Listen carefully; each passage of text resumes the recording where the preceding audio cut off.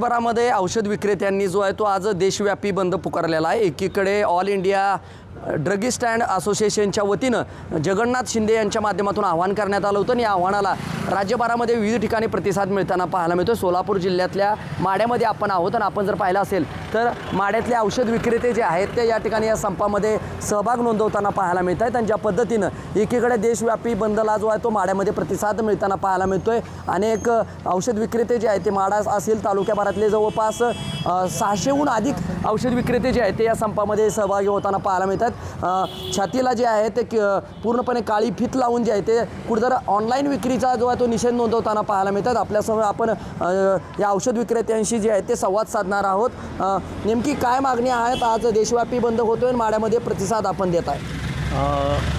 All India chemist and druggist association आणि महाराष्ट्र राज्य असोसिएशनतर्फे all इंडियामध्ये बंद पुकारलेला आहे। त्याच्यामध्ये 12.5 लाख केमिस्ट ऑल इंडियामधून पूर्ण बंदमध्ये सहभागी झालेले आहेत। त्याचं कारण म्हणजे ऑनलाईन विक्रीला आमची बंदी आहे। ऑनलाईन विक्री म्हणजे कुठल्याही कायद्यामध्ये कुठलीही तरतूद नसताना ऑनलाईन विक्री केली जाते आणि आमच्या बाजूने कोर्टाचा निर्णय असतानासुद्धा हे गव्हर्नमेंट राज्य सरकार आणि केंद्र सरकार हे राजूरासपणे परवानगी देत आहे। त्याच्यामुळे हा बंद पुकारलेला आहे। खरंच ऑनलाईन औषध विक्रीचा परिणाम होतोय? निश्चितपणे होतोय आणि त्याचे अनेक दुष्परिणाम आहेत। त्याच्यातून नियमाची पायमल्ली केली जाते आणि त्यामुळं आम्ही जे केमिस्ट आहोत ते तंतोतंत नियमांचं पालन करतो। उलट ऑनलाईनमध्ये बऱ्याच नियमांचं बहुतांशी नियमांचं पायमल्ली करून तरुण पिढीसुद्धा काही नार्कोटिक्स वगैरे ड्रग मागून त्याचं व्यसनाधीन होतात आणि ही पिढी बर्बाद होण्याचाही धोका आहे। आणि त्याचबरोबर आमची एवढी साखळी चांगली असताना आम्ही संपूर्ण समाजाला योग्य आणि भरपूर औषध पुरवठा करत असताना याची काहीही गरज नाही आणि शासनाने याचा विचार करावा। कोविड काळामध्ये जी सवलत दिलेली होती त्याचा यात उल्लेख केलेला आहे आणि हे कलम मागे घेऊन फक्त केमिस्टनाच ह्याची परवानगी द्यावी असे आमचे सर्व अध्यक्ष ऑल इंडिया अध्यक्ष जगन्नाथजी अप्पा शिंदे यांच्या मार्गदर्शनाखाली हा आम्ही बंद पुकारलेला आहे। काय एकीकडे युवा उद्योजक फार्मासिस्ट होणं, मेडिकल टाकणं आणि अशा ऑनलाईन विक्रीचा काय परिणाम होतो आहे? आज जर बघितलं तुम्ही तर आसपासचे कॉलेज लोक आहेत ते बी फार्मसी मेडिकल टाकण्यासाठी बी फार्मसी डी फार्मसी हा कोर्स करायला लागतं। त्या कोर्ससाठी वर्षाला लागतं 1.5 लाख फी आहे एका वर्षाची। बी फार्मसीला 4 वर्ष लागतात, त्याला जवळजवळ 6 लाख रुपये खर्च फक्त शिक्षणासाठी आणि डी फार्मसीला लाख रुपये 2 वर्षाची आहे फार्मसी।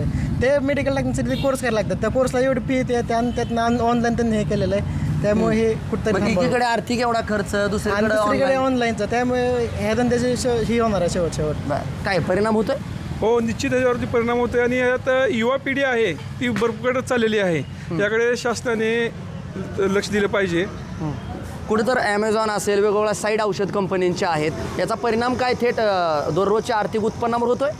हां, नक्कीच होतोय सर। कारण आपण जसे ज्या असा मेडिकल केमिस्ट आहेत ते विदाऊट प्रिस्क्रिप्शनशिवाय झोपेची गोळी असेल किंवा काही H1 ड्रग असतील किंवा नार्कोटिक ड्रग असतील, हे एकही गोळी आपण विदाऊट प्रिस्क्रिप्शनशिवाय देत नाही। चालू डेटचं ते पण आजच्या तारखेला जर प्रिस्क्रिप्शन असेल तरच आपण ते देतो। तसं ऑनलाईनचं नाही आहे। ऑनलाईनचं विदाऊट प्रिस्क्रिप्शन काही बनावट आल्यामुळे बनावट प्रिस्क्रिप्शन तयार केले जातात, ऑनलाईन टाकले जातात आणि त्याचे सप्लाय केले जातात। यामुळे लोकांचे काही H1 ड्रग वगैरे सप्लाय केल्यामुळे लोकांसाठी हानिकारक आहे।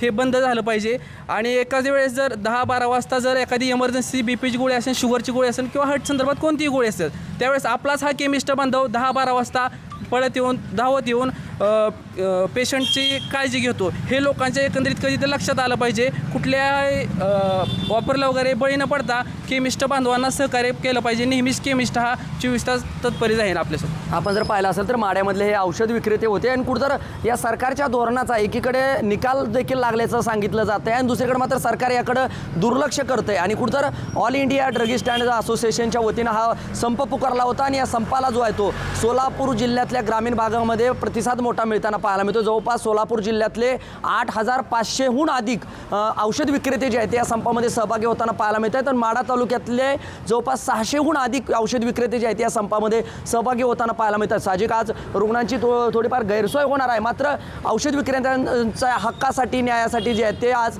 संप पुकारताना पाहायला मिळतं आहे आणि ग्रामीण भागामध्ये या संपाला प्रतिसाद मिळताना पाहायला मिळतो. त्यामुळे ऑनलाईन औषध विक्रीवर काय निर्बंध घातले जातात का सरकारकडून हे देखील पाहणं महत्त्वाचं ठरणार आहे. माझा सहकारी कॅमेरा पर्सन सिराज तांबोळीसह मी संदीप शिंदे, TV9 मराठी, माढा, सोलापूर.